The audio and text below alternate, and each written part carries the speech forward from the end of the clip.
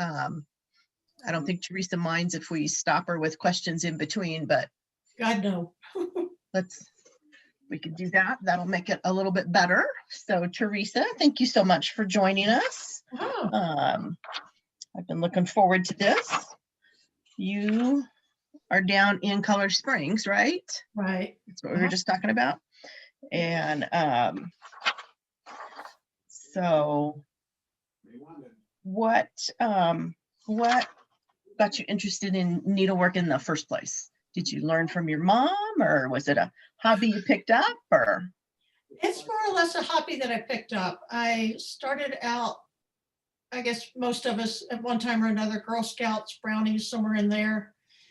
Did a little bit of embroidery on a laundry bag. And then there was a gap of about 15 years before I did anything else other than making clothes. Then I actually picked up a couple of Erica Wilson kits. It's amazing how many people you run across that's how they got started, was finding one of her kits. I did those, enjoyed it, stumbled across some cross stitch, started doing that, and then in about 1983, maybe early 1980s, I ran across the Embroidery Guild in Shreveport, Louisiana. They were, the Chamber of Commerce was doing a organization day, trying to get people to join all sorts of organizations in town. And the guild was there, and I just fell in love with what they were doing and said, I want to learn how to do this. So I joined that, and I actually got my mother into it instead of the way around. Considered the Kenyan guides and servants. Cool. And then doing two things at once here, sorry. Did went off to Nairobi to do some Christmas shopping. He somehow there we go. I got it.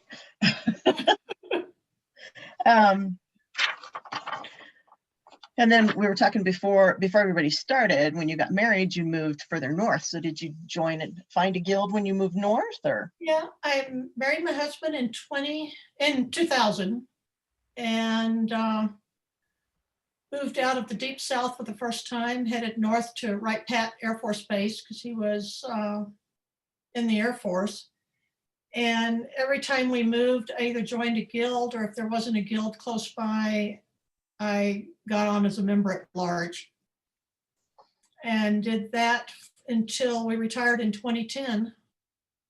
Then we sold or gave away almost everything we owned and got into an RV and drove around the country for 5 years. Wow. The nice thing about embroidery is it is portable. It is portable. It is portable. And then settled down here in Colorado Springs about 5 years ago and joined the guild, the Pikes Peak region, the Pikes Peak chapter. Okay. Very cool. And then it says you're a Pikes Peak chapter and the Pointers. Oh, Pointers chapters is A&G, but it still meets as an informal stitching. Yeah, the Pikes Peak Pointers was a small group, and after several years as an A&G chapter, the chapter here in Colorado Springs decided we really weren't getting what we wanted out of the A&G as far as support and opportunities and that type of thing. So the group, we disbanded as an A&G chapter, and up until the pandemic happened and everything shut down, we were still meeting weekly just to get together and stitch. So hopefully we'll be able to get that started up again soon. Cool. And then, so you went from Erica Wilson, excuse me, my dad's trying to call. Go on mute.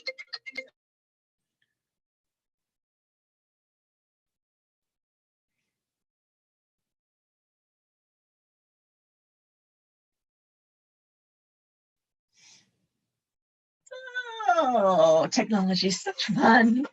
Isn't it though? Sorry about that.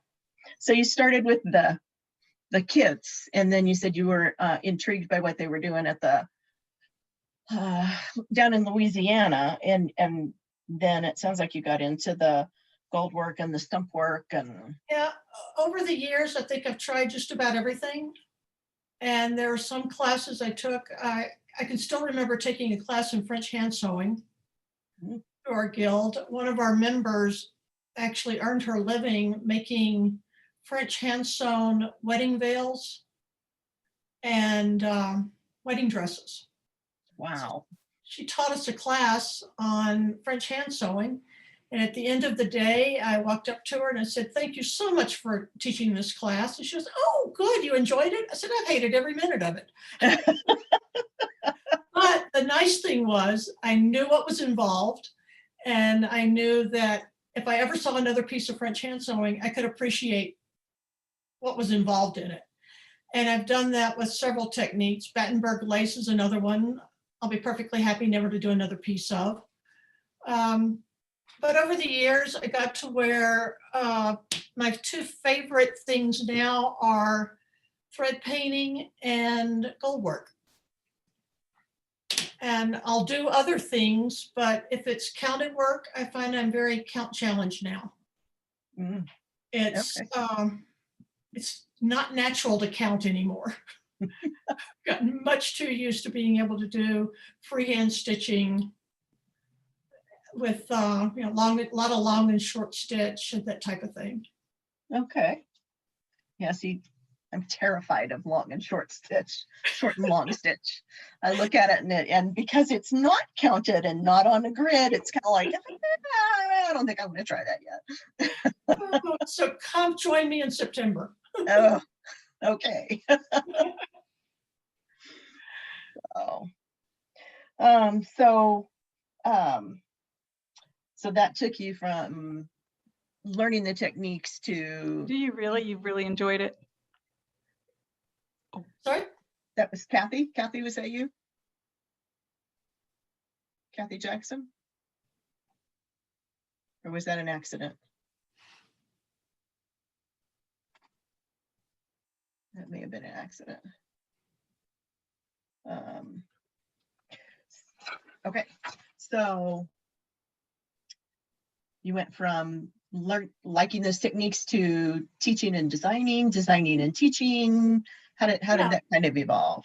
Over the years, I ended up teaching simple gold work pieces at various chapters.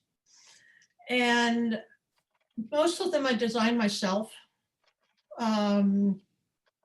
being with the goal in being able to teach a simple class in one day and not have the students be overwhelmed with either the price or the techniques. I have to admit that one thing about gold work, it is expensive. It's not going to be one of the cheaper types of needlework.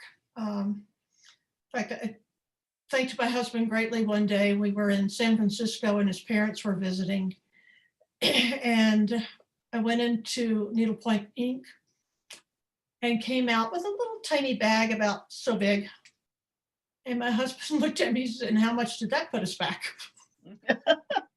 I'll talk about it later when your mother's not in front of us. But it's a rather fascinating technique to me.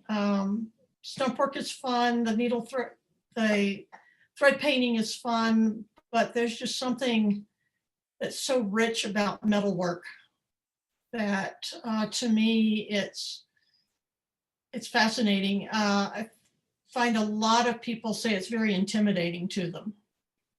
And I think it's just because it's so different from regular threads.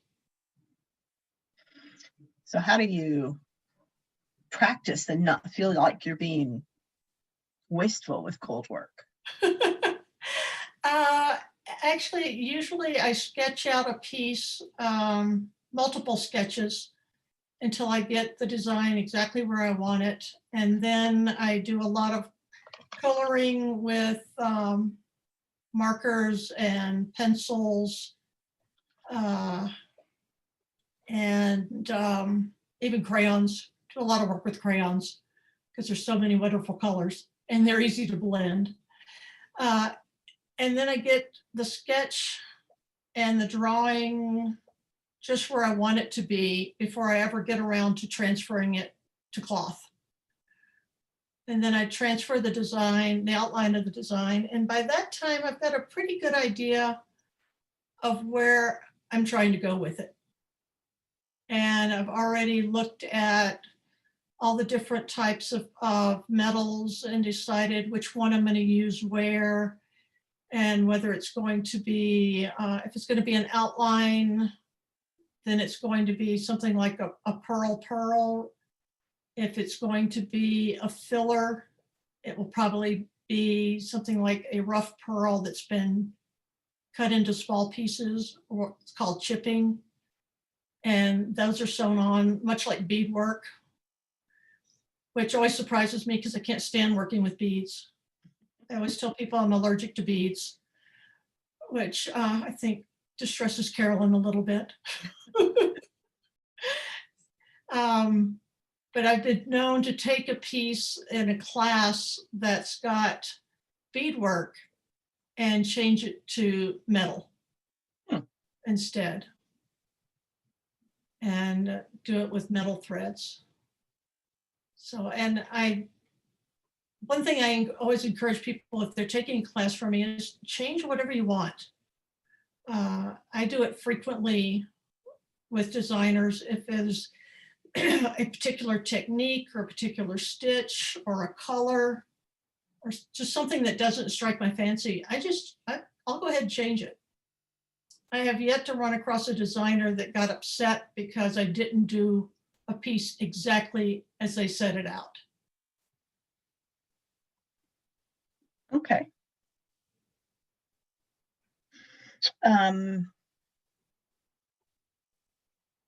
Just looking at my notes here, sorry.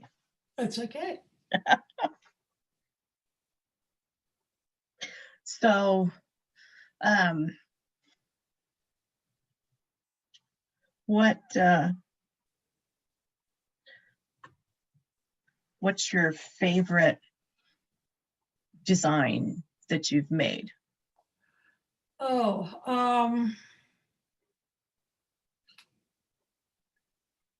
I've got two examples on the pictures I'll show you later. One was Jane Nicholas's beetles. She's got an entire book on doing stump work beetles, and quite a few of them are metal thread. And I did one of 5 beetles from the book that I set up and had framed as if it was a bug collection. And I had it at an exhibit at one time and had a gentleman come up and he was looking at it and he wanted to know who had done it. And I happened to be standing there. I said, well, I did it. And he said that the designs of the beetles were so realistic. And it turned out that his specialty was beetles. He was a college professor in biology, and that was his area of study. I told him, well, I can't take credit for the designs themselves. I could take credit for the stitching. The other piece is one I just recently finished that I call it the faces of ADHD, which I am. And the piece, when you see it, it's a series of faces and they're done in various surface stitchery techniques. So I'll be showing those in a few minutes. Okay. And what was your favorite thing to teach to people? Did you have a specific design that you liked teaching to people, or just more of the techniques? Just the techniques. I'll teach anything, but kind of like I'll run my mouth on anything, but recently I did the Judy Geroy butterfly. That's Oh, yeah. one of the free classes on the EGA site. I recently taught that with the Pikes Peak Guild. And that one was fun because Judy's got very specific threads and techniques and that type of thing for the class.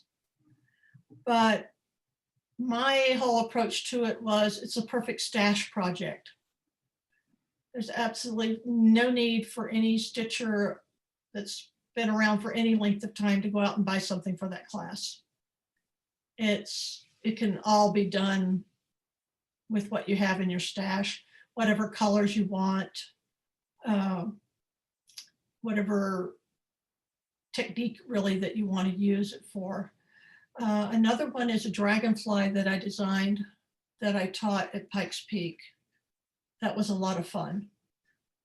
And it was a goldwork class.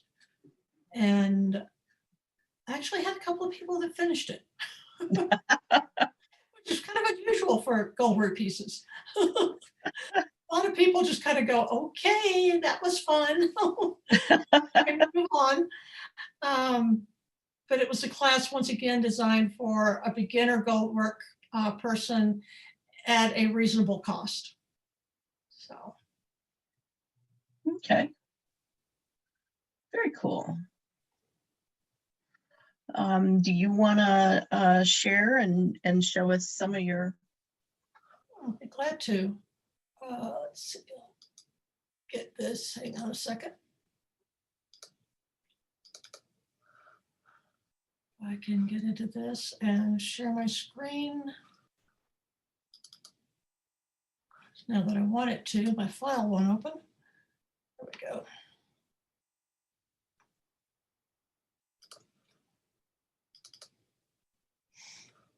Let's get this open. There we go.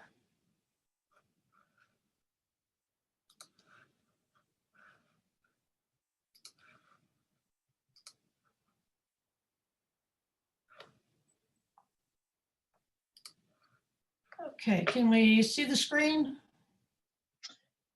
No. No, okay. Try this again. So when you click on the share screen at the bottom, and then you have to select which one, and there's another like verifying.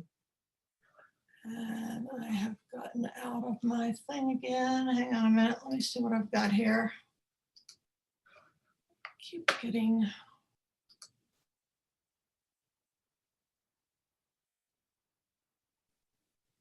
Okay, now my computer's doing its little circle thing. Aha.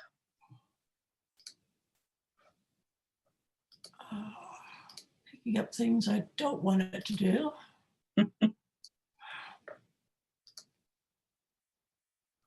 Okay.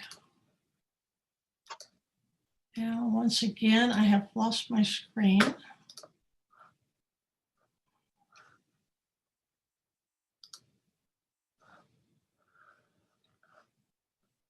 Okay.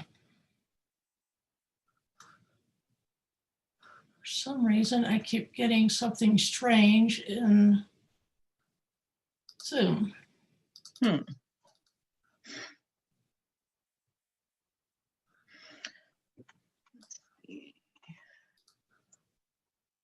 And I'm getting PowerPoint trying to open. Okay. And once again, I'm getting that strange screen. So I'm going to go out again and get right back in. Okay.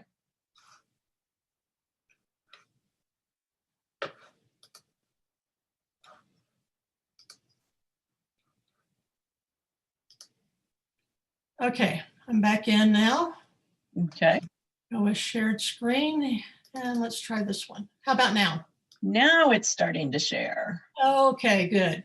The bracelet. The bracelet from EGA. This was a class that Cynthia Jackson did online, and the one I did for the class is the black and gold one. Ah, And so I enjoyed it so much. I did a red and gold one for my sister for Christmas and the silver and black one for my sister-in-law. were you like a pilot stitcher for her class? No, this was one that was an online class that EGA just offered. Okay, And yeah, I remember seeing it. It looked really cool. it looked cool to me. I thought, this will be fun. And then from there, like I said, it was a lot of fun to do. And so I just decided to keep on going. Very cool. This next one, let's see. This was pieces from an exhibit that the group I meet with on Tuesdays. We had a small exhibit at a church, and we were trying to get people to join us. And the dragonfly that you see here is dragonfly that I had designed and taught here at Pikes Peak chapter. It's very pretty. And is that all, are these all yours? These are all mine. That landscape down there, is that all stitched? That is all stitched. That was a class. Carolyn, Becky, can you remember who taught that class? Lois Kirchner. Oh, okay. And it was Beautiful. done from a photograph and printed onto paper and then stitched. Onto fabric rather, and then stitched. So everyone's turned out different because you interpreted where you wanted to blend into the next color and those types of things on your own. Whose design is the Little Red Riding Hood? That's one of mine. And I've got a bigger picture of it coming up in a little bit. Okay. Let's see, this next one is Gary Clark's Tasmanian Screech Owl. We had him here a couple of years ago. And there were several of us that finished it. And I think I was the first one to finish, and went out into the yard and grabbed a stick off the ground and glued it on so that the bird would have something to perch on. And I think just about everybody else wound up grabbing their own sticks. Very That one was a lot of fun. That's another one where everyone's turned out a little bit different because it was all straight stitch and you interpreted it as you felt it needed to be interpreted. What's the moon made out of? It's just a silver disc Okay. that's glued onto the background fabric. This is on organza that is attached to artist stretcher bars so that it sits up and away from the back fabric. And you've stitched on the organza, and then the silver disc and the stick are put on the background fabric. Beautiful job. This was my Beatles, which Hmm. was a little bit fuzzier than I thought it was. But as you can see, it was done and then framed as if it was a drawer in a bug collection. And this one, actually, I submitted this one to an Air Force competition, and it went up to the international level and came in third. Very cool. What This kind is- of Air Force competition? Huh? What kind of Air Force competition? It was a competition for just a crafts competition. And you could submit anything that you wanted. So there were a lot of woodworking type things, some embroidery, submitted items, kind of a wide variety of things. And this one started at the local base level and then kept going up. They went from base level to command level, and it just kept going up until it was finally about 40 pieces from people around the world. And this one came in third. Congratulations, very cool. And to be honest, I don't have a clue. I don't remember at all what came in first and second. That's okay. This one was the Judy Geroy Can we, jump pork butterfly. And okay, it looks nothing like Judy's piece does, because once again, I did it as a stash piece. These are silks that I had left hanging out in a drawer, and a small piece of gimp right here. A handmade bead that I actually put a bead on. And then my little touch of gold work with some milliary thread there for the antenna. okay. It's very bright. Yeah, that's what I love about it. It just stands out. You can just picture this thing flitting around a garden somewhere. I don't think it has anything to do with an actual butterfly, but the colors I just love them.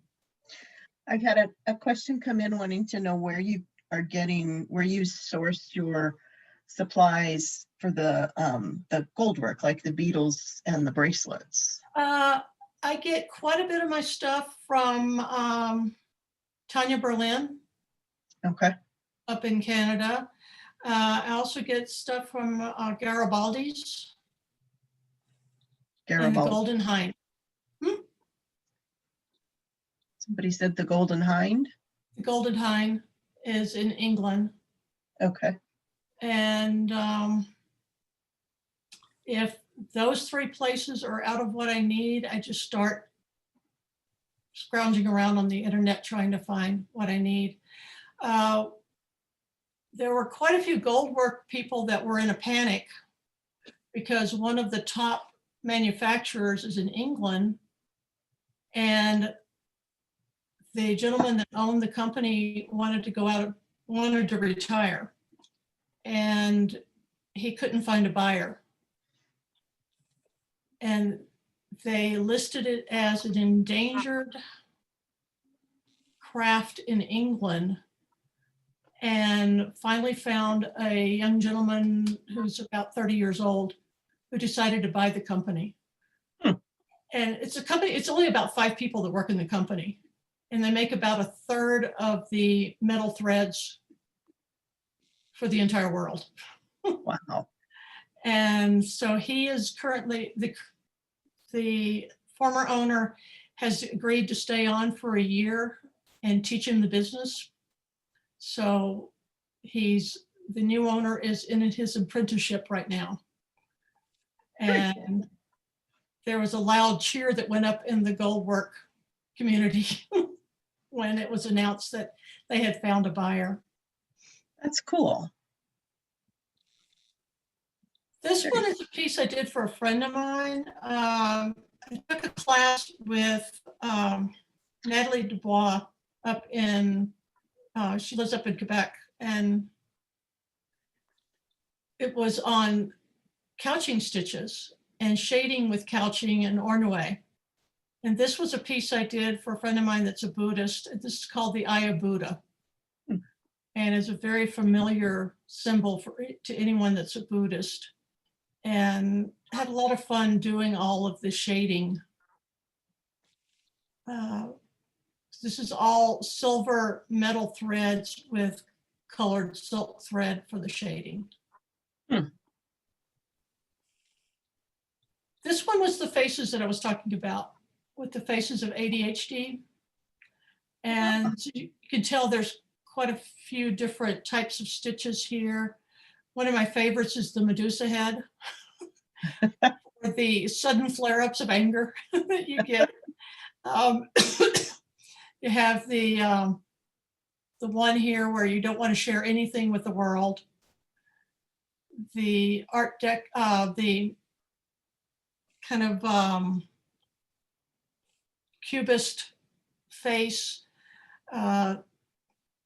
the days. And then I love this one because this is actually my hair. I went in for a haircut one day and got the hairdresser to sweep it up and put it in a plastic bag for me. Huh. She thought I was a bit crazy, but I thought, someday I'm going to find something to put this in. And it was the perfect time to do that. Yeah, very This one is impressive. gladiolas, a stump work. Actually quite simple, where you do the leaves on another piece and then apply them onto the ground fabric.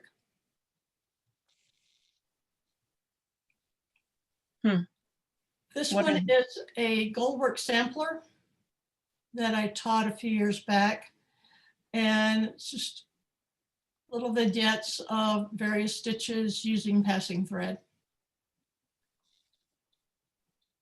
Nothing very exciting, but it's one of those where I was really proud that most of the students actually finished this one. I think because the squares were so small. What did you mean by passing thread? A passing thread is one that is laid down and then couched over. Most people think of it, when they think of a passing thread, they think of one that passes through the fabric. But it's actually one that stays on top of the fabric and is couched down. Some of this is couched, some of this is used with a thread that actually does go through the fabric. The problem you have with most of the metal threads is they don't go through fabric well. Most of them are covered in they're a silk core with a metal or paper covering over the silk core, and they simply will not go through fabric. So they're laid and then couched over.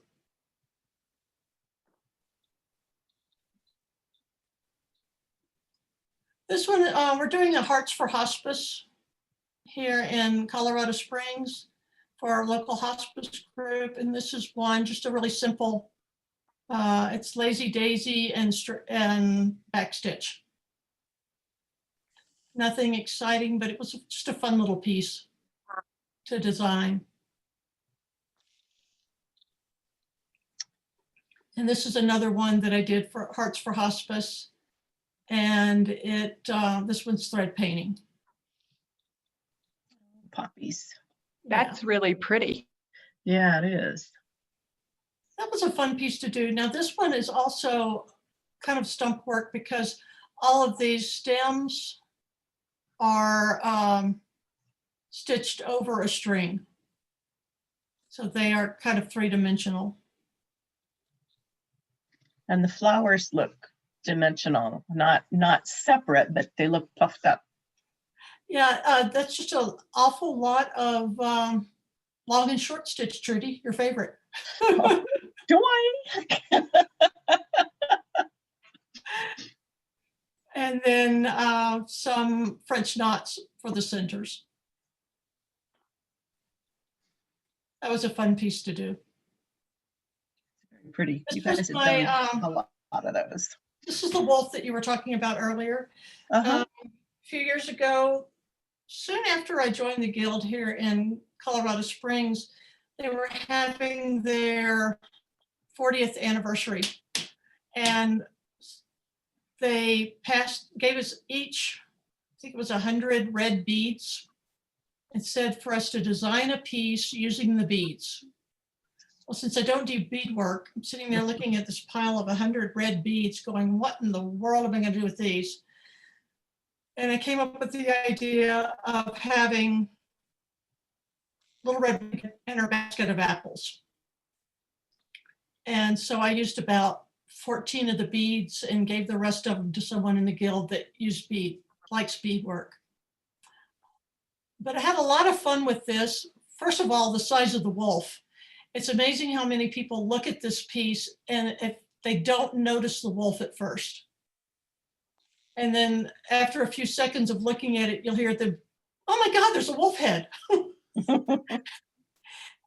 The trees are all done, except for this one. These gray and brown trees are all done with pantyhose. Wow. You take a strip of pantyhose and you pull it tight. And when you let go, it curls in on itself. And those pieces are then couched down. So this would definitely qualify as a multimedia piece. Yes, it would. Very cool. This one I did soon after my mother died. And I ran across this piece of fabric. It's a piece of just cotton, nothing exciting, but it was like this tie-dyed type black, gray, and blue. And this bead with the female face kind of represents me. The gold is my husband. This is the journey we were traveling away from the area I grew up in. And so the fabric was kind of the grief of my mother dying, leaving my family, and then the sunrises and sunsets as time passes.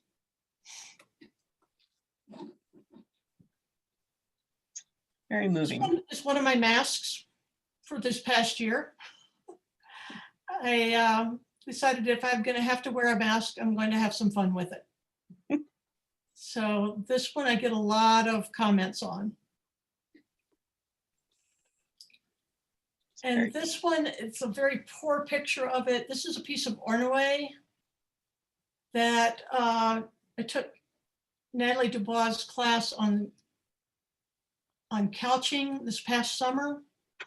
And one of our final project was we had to come up with a piece that incorporated ornaway techniques. And I don't know why I got so ambitious. This piece is 8 by 10. And the silver is done in a diaper pattern. The clouds and the mesas are done in ordinary. And then these bottom pieces sections are done in just a brick stitch brick stitch couching pattern. And it's my interpretation of a Southwest landscape. I don't think I'll ever pick up that big a piece of ornaway again in my life. So I love doing it. I love the technique, but it took me, started it in September and I finished it in February of this year. So is it the same passing thread and all the Right. ornaway couching is what puts the color on it, or Right. and the texture? The silver and all these colors down here are all Japan thread. And then I wish I had a better picture of it. There's so much shiny, it's almost impossible to get a clear picture because it's no matter how I try to get the light, there's a reflection. But all these sections of silver are done in a diaper pattern for the couching. And then the clouds and the mesas are done in a solid couching stitch. There's 3 shades of purple in these 3 clouds and 3 shades of grayish purple in the 3 smaller clouds. And then 2 different shades of browns in the mesas. But those are just simply couched right next to each other. So Okay. there's no pattern to that. What's how do you spell Ornway, or what I thought Okay. you were? Capital O-R, capital N-U-E, with the mark over the E. Accent on the E. diacritical mark over the E. It was an old technique that was very popular, especially in church vestments back in the Renaissance. And then kind of fell out of favor for a while. And now there's quite a few of the new artists that are starting to use ornament. And there's some really cool things that you can find on the internet using this technique. Yeah, I've seen a couple of, well, Natalie had a couple classes that were supposed to be in Boston last year that looked really cool. And I've seen them in a couple of the needlework magazines. Right. One of the nice things I have found this past year are the Zoom classes. Getting ready to take another one from Natalie that's a color theory class, and took one from a teacher out of Australia. I mean, there's places that I'm finding classes that I would never be able to go to. But being able to do them on Zoom, it's meeting people from all over the world and having an opportunity to take classes from teachers all over the world has been a lot of fun. So maybe the one good thing that came out of the pandemic. I know that Natalie and Jessica Grimm and a couple of people down in Australia are saying that they may just continue to do Zoom classes after the pandemic's over, because of the fact that they're getting students from all over. That is an advantage. Yeah. And then this one is a combination of thread painting and stump work. These two flowers here are stump work, and the rest is combination of, these are some crewel stitches, and then the rabbit is thread painting. And this one I was stitching and was trying to decide whether or not I wanted to put it in the Black Forest Arts and Crafts Guild sale. And before I could even finish it, someone had bought it. So I was happy about that, but kind of surprised me, but it was a lot of fun to stitch. This one is from my early years. This is my hometown, some of the prominent buildings in my hometown that I designed. This was the National Rose Garden. This is one of the lakes around Shreveport, Louisiana. This is the old municipal auditorium, first high school in town. This is the Red River and the bridge across the river. And the bridge across the river leads straight up to one of the big churches in town. And I always laugh that I can tell how long it took me to do it because every 4th of July I did a flag. So there's 3 flags, it was 3 years. Ah, okay. I kept stopping and starting on it. So And my brother kept wanting me to put a hand right here with him waving because that was where his office was. But that was fun, trying to figure out what stitches to use for what building was rather challenging. very cool. Very detailed. My gosh. It That little was. And statue down there. I think that's one of the reasons it took 3 years. It's because of all the detail in it and stopping and starting and going, oh, I don't like that stitch. Let me rip that one back out. Let me play around with the sketches again and try and find a different thread combination or a different stitch that would do better. And this is a stocking that I'm working on for my granddaughter right now. This one has been fun. I'm using all sorts of fun thread painting techniques. And there's some 3D things. These are some wrapped beads. This section of the mermaid's tail is going to be this couch metallic. Got the little Christmas ornaments hanging off of the coral, those types of things. This one's been quite a bit of fun. It's going to be ready for this Christmas? Well, the goal had been last Christmas, but then it didn't come because of the pandemic. So hopefully for this Christmas. So what are the yellow fins stitched out of? This is pearl, Okay, just couch down. pretty.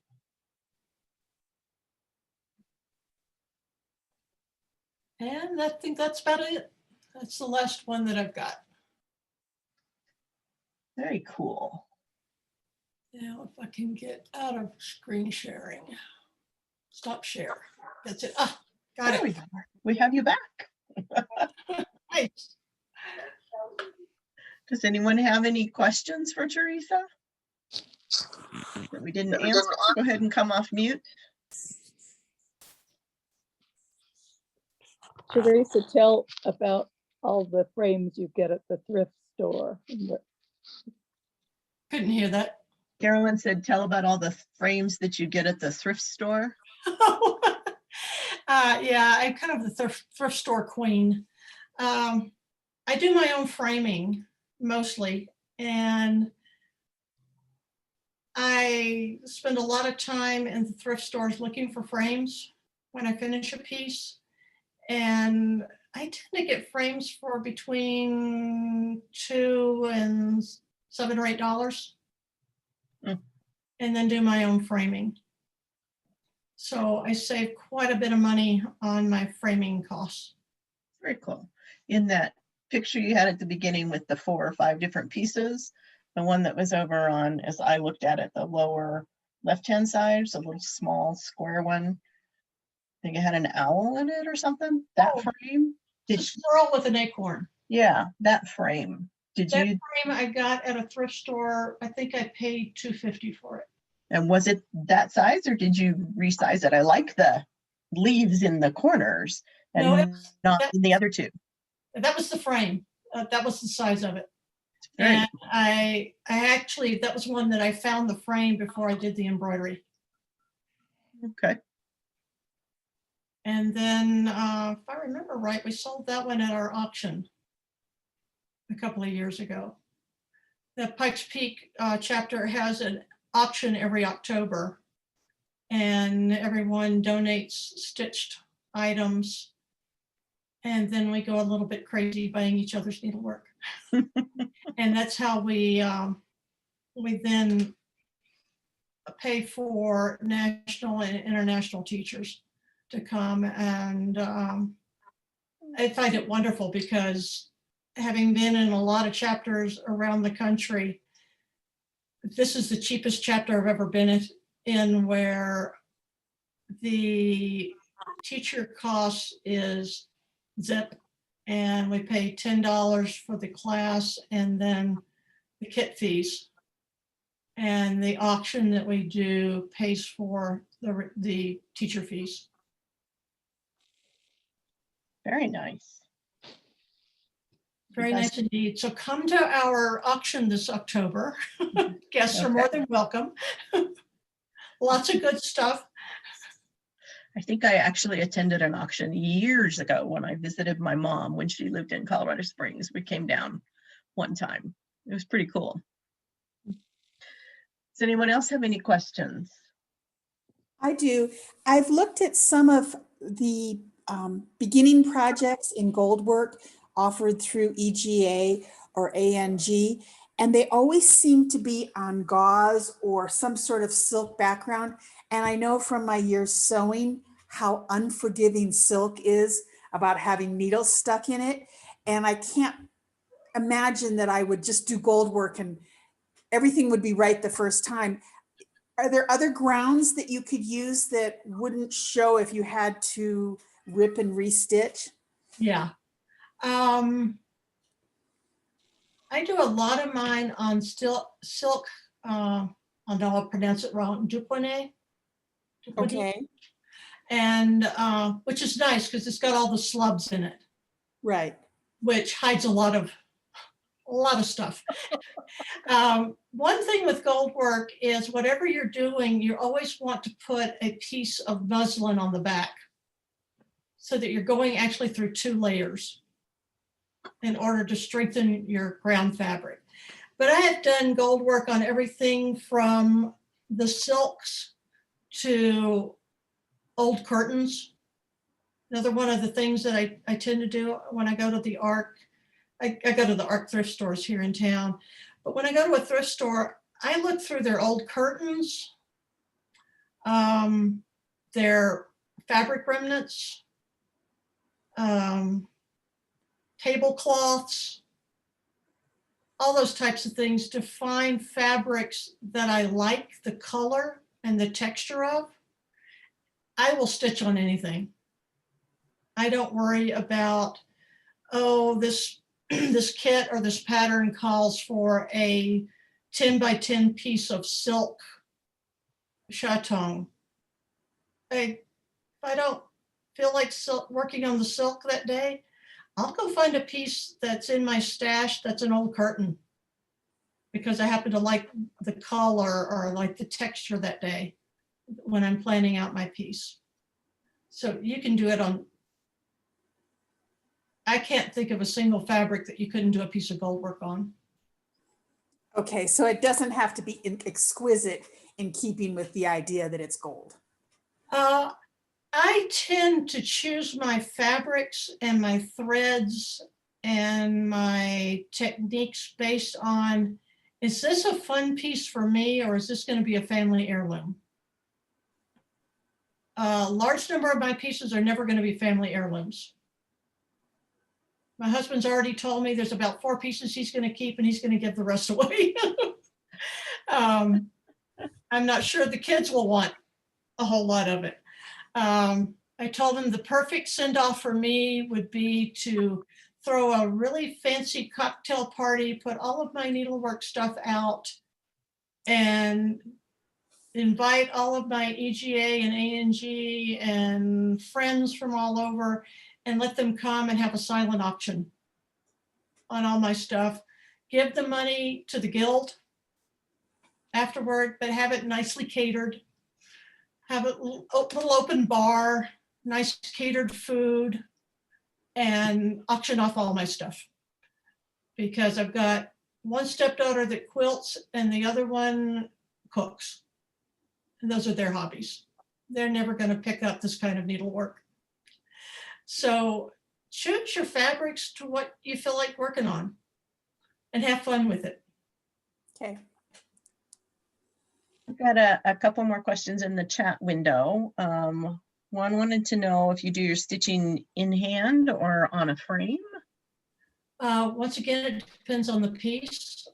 All of my gold work gets done on a frame because it needs to be very tight when you're working on it.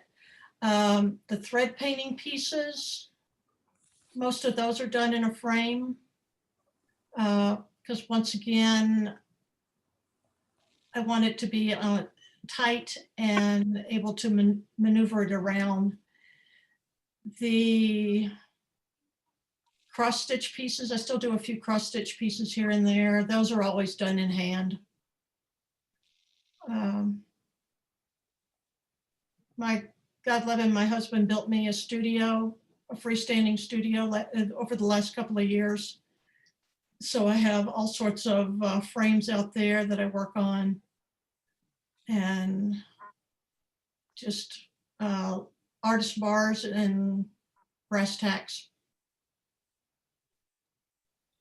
Okay, and then there was a question about you do your own framing, so I'm assuming that means you cut your own mats, and do you have all the tools for that as well? I have a small hand mat cutter. It's about the size of a small paring knife. You can get them at Michael's and Joann's and that type of place. And I did take a class once on framing that was just basic framing on how to cut a mat, how to size a mat, that type of thing. Okay, And you can find all those. There's plenty of books and plenty of classes online to teach you how to do that. okay. Anyone else have any questions? I have one more. Sure. Does, one of the first slides you showed were the colored bracelets. Mhm. Was the color in that just silk wrapped around metal? It Uh, looked almost like colored metal. They're colored metals. The gold is 2% gold. Metal threads. Those are rough pearl and rough check pearl. Those are cut into small pieces and applied like you would a bead. And then the outline is a 2% gold pearl. And that's couched down. Then the red is, once again, the rough check and the smooth check, or the rough check and rough pearl, but in red and gold.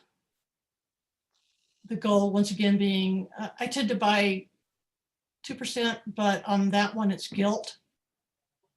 And then on this silver, once again, it's silver and black. They're, it's real silver, but just a black metallic. What's the difference between the 2% and the gilt? Does it? Gilt is not real gold. And you could buy 1% or 2% real gold. And gilt is just a colored metal. If you go on Tanya Berlin's website, she has got a very good section on there explaining all the different metal threads, how to use them, where to use them, how they're made, and that type of thing. One of the best basic primers I've seen on gold work. Thank you. And she's also got some very nice beginner kits if you're interested in doing a beginner kit. But that her website is berlinembroidery.com, I believe. And it doesn't one way or the other, whether it's gilt or. Yeah, she talks about the different gilt, the 1% and 2% gold, and just the metallic threads. But she talks about the passing, the pearls, the pearls, all the different broad plate, you name it, she's got a little section on it. And do they all come in silver, gold, and colors, or just like the pearl check come in colors, or? A lot of them come in different colors. Japan thread comes in, I think, in about 7 or 8 different colors.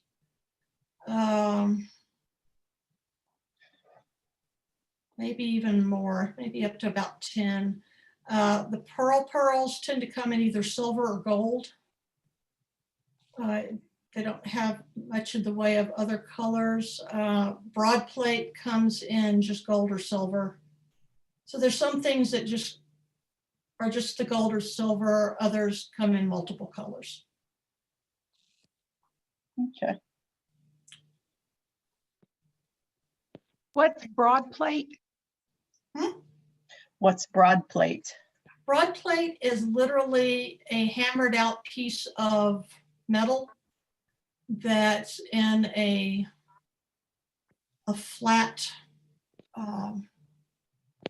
just a flat strip. and it anywhere from 0.1 millimeter to about 3 millimeters wide.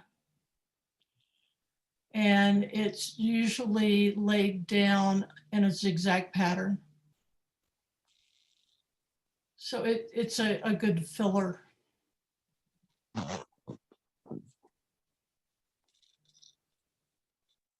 Thank you. Mhm. Any other questions from anybody?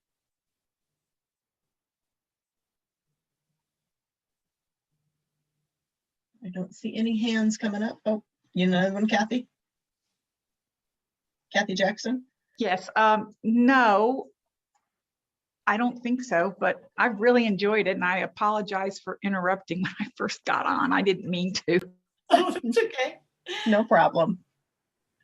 Well, I hope everybody comes to the retreat in September. Nan is one of our mentors. Maybe I'll get up the nerve and try the long and short. You can see how I do. Yeah, I'm the beating mentor. Yes. I'll wave to you. No, don't make me go in that room. No, no. No, you've got those vicious little beads. I'll break out into a rash. We're gonna have fun at the retreat. I think we will. Yes. Be a lot of fun. And I'm going to bring quite a few books and a lot of examples of my pieces when I come. So there'll be quite a library there. Cool. Very cool. All right. Well, if there aren't any questions, I think we'll wrap up. Thank you very, very much, Teresa. This was very fun seeing enjoyed it. what you were doing and hearing about your journey. So thank you so much. All right. Thank you. Okay. Bye, everyone. Bye. House Bill 6, which is awaiting a committee vote, would restриct